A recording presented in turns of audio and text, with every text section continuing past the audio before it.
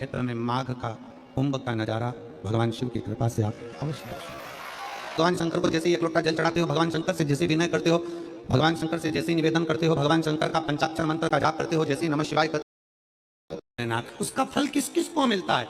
शिव महापुराण की कथा कहती है, भगवान शंकर का चरित्र कहता है, पुरुष का करा गया पुण्य पुरुष को प्राप्त होता है। और केवल भारत की भूमि पर एक नारी एक ऐसी होती है, स्त्री ऐसी होती है, जिसने अगर सोमवार का व्रत कर लिया, मंगलवार का व्रत कर लिया, तीज का व्रत कर लिया, चतुर्थी का व्रत कर लिया, छठ का व्रत कर लिया, पंचमी का व्रत कर लिया, नवरात्रि के व्रत कर लिए, कोई सा व्रत कोई सी पूजन अगर भारत की भूमि हो, चाहे देश विदेश की नारी हो, अगर कोई स्त्री व्रत करती है तो उसका फल केवल स्त्री अकेली को नहीं मिलता, उसका फल उसके बेटे को, उसकी बेटी को, उसके पति को, उसके ससुर को, उसकी सास को और उसके मायके को, सबको प्राप्त होता है। ये नारी के द्वारा किया गया पुण्य का फल उसके पूरे परिवार को मिलता है, पूरे परिवार। शायद आप लोगों को मालूम है कि नहीं मालूम, हमें ध्यान में नहीं है, करवा चौथ का व्रत किसके लिए होता है? जम के बोलो जरा, इधर होता है कि नहीं होता छत्तीसगढ़ में? अरे जम के तो बोलो, होता है। किसके लिए करते हो? पति की लंबी उम्र के, ठीक है। और ये पूरी दुनिया जानती है कि करवा चौथ का व्रत पति की लंबी उम्र के लिए होता है। पर तभी मौका मिल जाए तो एक बार गणेश पुराण को पढ़िएगा, और गणेश पुराण में और देवी भागवत में दोनों में स्पष्ट वर्णन आता है कि अगर स्त्री चतुर्थी का व्रत करती है, चाहे वो करवा चौथ हो, चाहे बड़ी चतुर्थी हो, छोटी चतुर्थी हो, किसी भी चतुर्थी का व्रत अगर स्त्री करती है तो उसके पति का तो उम्र बढ़ता ही है, साथ में उसके पुत्र का वैभव भी बढ़ता है, उसके पुत्र का वैभव भी बढ़ता है, उसकी संतान का सुख भी बढ़ता है। तो कोई ये विचार ना करे कि करवा चौथ का व्रत केवल पति के लिए होता है। शिव महापुराण की कथा कहती है कि करवा चौथ का व्रत अगर स्त्री करती है तो पति की तो उम्र बढ़ती है, साथ में उसके बच्चों का वैभव भी बढ़ता है। कोई व्रत अगर स्त्री करती है, नवरात्रि का व्रत कर रही है, नवरात्रि में उपास रख रही है, उसका फल सबको मिलता है, उसके पूरे घर को प्राप्त हो पूर्ण।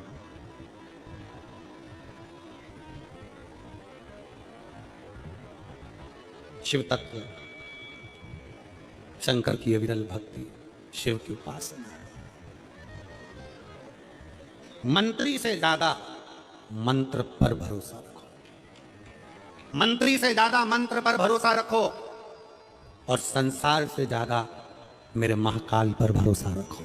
तो नहीं मानूं कि गणेश जी कब फ्री रहते हैं? हमने कहा गणेश जी फ्री रहने का केवल एक समय होता है, एक टाइम होता है, एक पल होता है, एक घड़ी होती है। गणेश जी की सबसे पहली जो आरती हो, उस आरती के समय पर अगर धूप बत्ती जलाई जाए या गोबरी को जलाकर उसमें गूगल छोड़ी जाए, और गूगल छोड़ने के बाद गणेश जी का नाम ध्रुम वर्ण कह दिया जाए, तो गणेश जी को तुम्हारे घर की पूजा स्वीकार करना पड़ती है। बस वो समय हम जानते, हम तो बस उतना जानते हैं कि शिव महापुराण में लिखा और मुद्गल पुराण में लिखा, गणेश पुराण में लिखा, गणेश जी का एक नाम होता है ध्रुम वर्ण। क्या नाम है? ध्रुम वर्ण गणेश जी का एक नाम होता है। जब हम धूप जलाकर और धूप लगाने के बाद में गणेश जी की सबसे पहली आरती करने के पहले अगर हम सबसे पहली आरती गणेश जी की कर रहे हो, अपने घर में स्थापना कर रहे हो, बिठा रहे हो, और तुम चाहते हो कि गणेश जी मेरे घर में आके मेरी पूजा को स्वीकार करें और जो मांगू मेरा गणेश मुझे दे 10 दिन के अंदर, तो पहला नाम लेकर पुकार लेना ध्रुम वर्ण विनायक, बैठो, बस काम हो गया। वो फ्री होकर आता, वो बैठता, अलमस्तता में। अब वो हमसे पूछे समय क्या है? हमने कहा देखो हमें को तो मालूम नहीं, बस इतना जरूर जानते हैं कि ध्रुम वर्ण नाम के मेरे विनायक, जो जिनके शरीर से भक्तों के ताप मिटाने के लिए अग्नि तेज निकलता रहता है, जिनके शरीर से धुएं की भांति अग्नि प्रकट होती रहती है,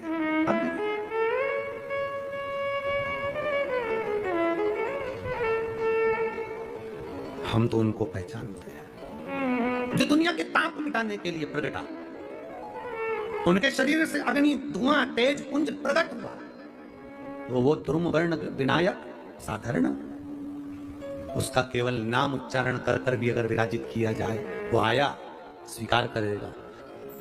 10 आप अभी तक बिठा लेते थे सिद्धि विनायक आओ, मयूरेश्वर आओ, भगवान को बल्लेश्वर पधारो, आपने बुलाया, आया, वो बैठा हो, ऐसा नहीं कि नहीं बैठा। पर हमें समय का भान नहीं हो पाया। हम किस समय पर भगवान को रिझाएं? परमात्मा को रिझाने का कोई समय होता है? भगवान को तो जब तुम्हारी मर्जी पड़ जाए, जब तुम्हारा दिल कर जाए, तब मेरे भगवान को रिझाने का प्रयास करो, वो तुम्हारे करीब में आकर बैठ जाएगा। जब तुम्हारा मन पड़े, जब तुम्हारी मर्जी पड़े, तुम्हारा मन पड़े, जब तुम्हारी मर्जी पड़े।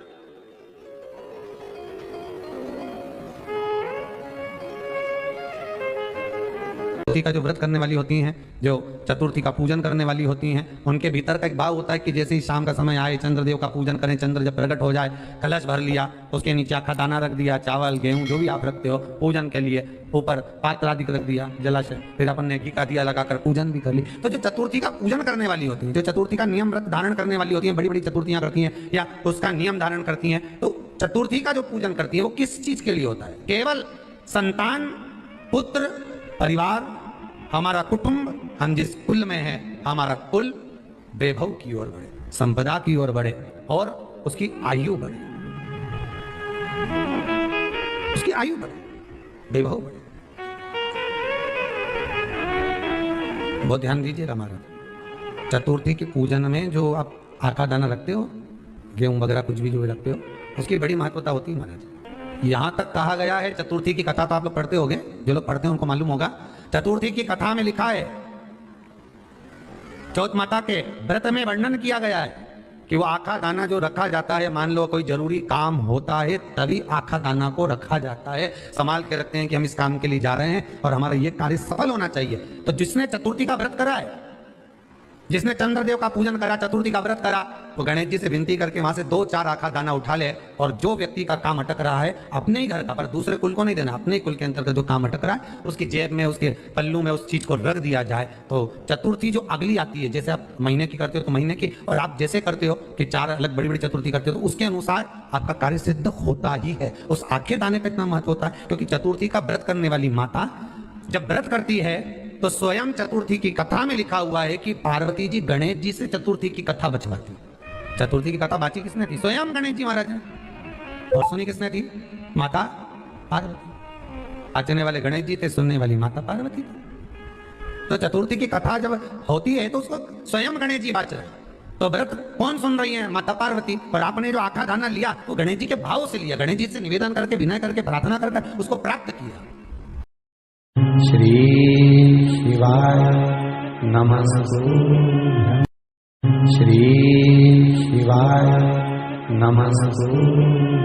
33 करोड़ देवी देवता में सबसे सुंदर जोड़ी थी शंकर और पार्वती की। सही है कि गलत है? कभी नहीं झगड़ते थे। इसलिए पृथ्वी पर ना तो लक्ष्मी जी के व्रत हैं, ना ब्रह्माणी के व्रत हैं, ना इंद्राणी के व्रत हैं। अगर पूरी पृथ्वी पर सबसे ज्यादा व्रत किसके हैं? माता पार्वती। तीज का व्रत किसका? पार्वती का। चतुर्थी का व्रत किसका? पार्वती का। चौथ का व्रत किसका? पार्वती का। छठ का व्रत किसका? पार्वती का। जितने व्रत है सब माता पार्वती। गणेश जी मैया को प्रसन्न करने के लिए 8 रूप में धारण करते हैं। 8 रूप भगवान गणेश जी ने धारण किए। एक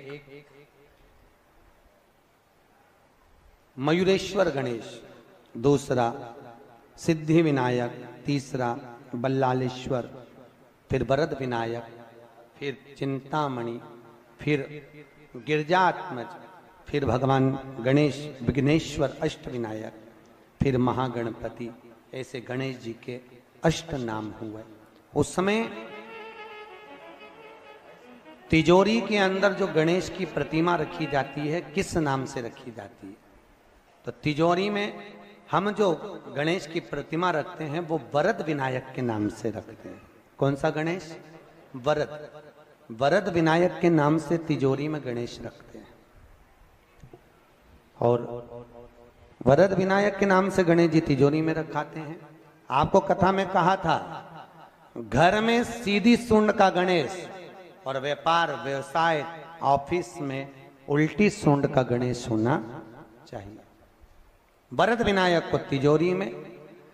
जब मकान का गृह प्रवेश होता है तो गणेश जी की पूजन जो दरवाजे पर करी जाती है उसे सिद्धि विनायक गणेश कहते हैं। कौन सा गणेश? सिद्धि विनायक। जब हम घर में शुभ कार्य हो, बंदरवाल लगाएं, कोई दरवाजे पर शुभ लाभ लगाएं या स्वस्तिक बनाएं या माताएं दरवाजे पर रंगोली डाले, तो उसी समय पर सिद्धि विनायक के नाम से रंगोली डालना चाहिए। तो घर में लक्ष्मी बढ़ती है, सिद्धता बढ़ती है। याद रखिए, कभी भी गणेश जी को, मिट्टी के गणेश जी लाते हो भादो महीने में, तो विसर्जन करो तो विसर्जन के समय पर 2 बिंदी, एक कंकु की एक हल्दी की, दीवार पर जरूर लगा देना चाहिए। क्यों? क्योंकि गणेश जी हमारे यहाँ आते हैं तो रिद्धि सिद्धि के साथ आते हैं, पर जब गणेश जी जाते हैं अगर हम बिंदी नहीं लगाते हैं तो गणेश जी अपनी रिद्धि सिद्धि को साथ में लेकर चले जाते हैं। पति के साथ पत्नी वापिस चली जाती है। जब हम बिंदी लगाते हैं तो उसका मतलब होता है कि हमारे घर की बहू हमारे घर में रहे, बेटा भले भ्रमण के लिए जाए। तो गणेश जी जाते हैं, रिद्धि सिद्धि घर में रह जाती है। इसलिए रिद्धि सिद्धि को घर में रखने के लिए 2 बिंदी लगाना चाहिए, एक कुंकू की एक हल्दी, रिद्धि सिद्धि। गणेश जी की प्रियता है दुर्वा। क्या प्रियता है? दुर्वा। कितनी दुर्वा गणेश जी को समर्पित करी जाती है? मात्र 5। कितनी? आज के जमाने में लोग गट्ठा बनाकर चढ़ा दें, वो अपनी जगह पर 5 दुर्वा पंचम इंद्रियों को वश में करने के लिए और भगवान के 5 जो स्वरूप हैं उनको अपने भीतर उतारने के लिए 5 दुर्वा। और दुर्वा में भी 3 गांठ। जब दुर्वा समर्पित करी जाती है तो उसमें नीचे दुर्वा की डंडी पर गांठ रहती है, 3 छोटी छोटी गांठें होना चाहिए। चतुर्थी का जो व्रत करने वाली होती हैं, जो चतुर्थी का पूजन करने वाली होती हैं, उनके भीतर का एक भाव होता है कि जैसे ही शाम का समय आए चंद्रदेव का पूजन करें। चंद्र जब प्रकट हो जाए, कलश भर लिया, उसके नीचे आखा दाना रख दिया, चावल गेहूं जो भी आप रखते हो पूजन के लिए, ऊपर पात्र आदि रख दिया, जलाशय, फिर अपन ने घी का दिया लगाकर पूजन भी कर ली। तो जो चतुर्थी का पूजन करने वाली होती है, जो चतुर्थी का नियम व्रत धारण करने वाली होती है, बड़ी बड़ी चतुर्थियां करती हैं या उसका नियम धारण करती हैं, तो चतुर्थी का जो पूजन करती है वो किस चीज के लिए होता है? केवल संतान, पुत्र, परिवार, हमारा कुटुंब, हम जिस कुल में हैं, हमारा कुल वैभव की ओर बढ़े, संपदा की ओर बढ़े और उसकी आयु बढ़े, उसकी आयु बढ़े, वैभव बढ़े।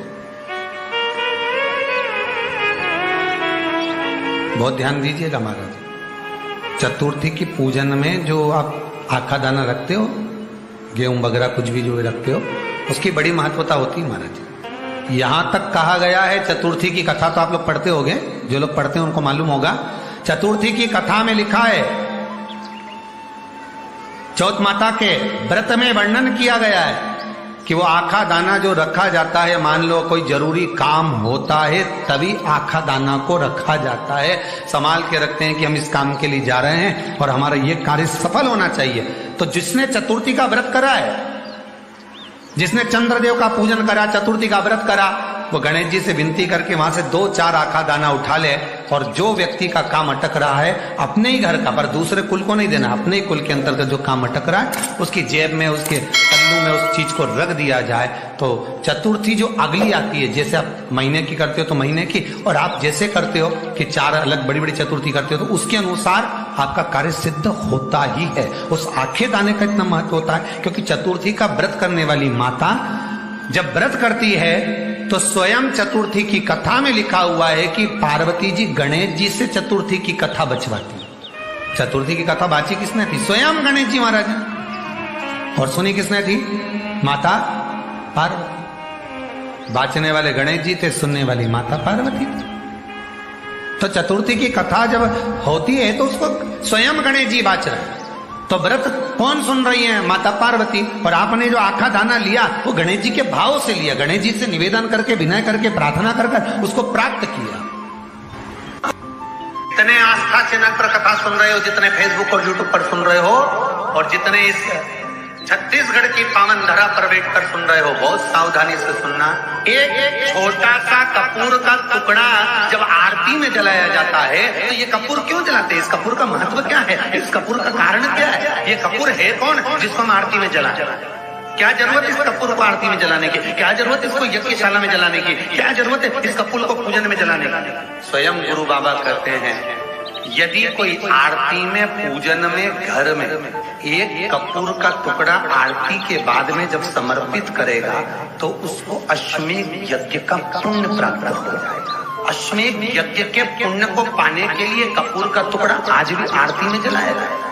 एक कपूर का टुकड़ा सुख का, इसीलिए हमारे यहाँ शास्त्र कहता है महाराज, जब आपको घर में अगर ऐसा लगने लगे कि 15 दिन से बहुत बेचैनी है, बहुत दुख तकलीफ लग रही है, कोई ना कोई बीमार पड़ रहा है, कुछ ना कुछ तकलीफें लग रही है, तो एक पीपल का पत्ता ले लो, उसके ऊपर एक कपूर का टुकड़ा ले लो, सारे घर में घुमाकर उसको दरवाजे के बीच मध्य में जलाकर रख दीजिए। थोड़ी सी जैसे 20 से 25 मिनट के अंदर मकान में एनर्जी वापिस आ जाएगी, उस भवन में एनर्जी वापिस प्राप्त हो जाएगी। 20 से 25 मिनट के अंदर एनर्जी वापस। लग रहा है कि यहाँ नेगेटिव है तो उसको पॉजिटिव बनाया जा सकता है। रात को 12 बजे शंकर जी के मंदिर में शिवलिंग पर चढ़ी हुई बेलपत्री को उठाकर शंकर मंदिर का शिखर देखकर चबा चबा कर खा लीजिए। आपके पाँव के घुटने बदलने की जरूरत नहीं पड़ेगी, ऑपरेशन की जरूरत नहीं। अच्छा गणेश जी फ्री कब रहते हैं? तो हमने कहा अब ये तुम्हारे ऊपर, हमको तो मालूम भी नहीं, हम तो अपॉइंटमेंट लिए भी नहीं उनसे, तो तुम्हें ज्यादा स्मरण हो। तो आप शंकर जी की कथा करते हो, आपको नहीं मालूम कि गणेश जी कब फ्री रहते हैं? हमने कहा गणेश जी फ्री रहने का केवल एक समय होता है, एक टाइम होता है, एक पल होता है, एक घड़ी होती है कि गणेश जी महाराज हमारे घर में आ गए। गणेश जी की सबसे पहली जो आरती हो, उस आरती के समय पर अगर धूप बत्ती जलाई जाए या गोबरी को जलाकर उसमें गूगल छोड़ी जाए और गूगल छोड़ने के बाद गणेश जी का नाम ध्रुम वर्ण कह दिया जाए तो गणेश जी को तुम्हारे घर की पूजा स्वीकार करना पड़ती है। बस वो समय हम जानते, हम तो बस उतना जानते हैं कि शिव महापुराण में लिखा और मुद्गल पुराण में लिखा, गणेश पुराण में लिखा, गणेश जी का एक नाम होता है ध्रुम वर्ण। क्या नाम है? ध्रुम वर्ण गणेश जी का एक नाम होता है। जब हम धूप जलाकर श्री शिवाय नमस्तुभ्यम, हर हर महादेव। गुरुजी द्वारा बताए गए उपाय को विश्वास के साथ जरूर करें और कमेंट में श्री शिवाय नमस्तुभ्यम जरूर लिखें। Thanks for watching.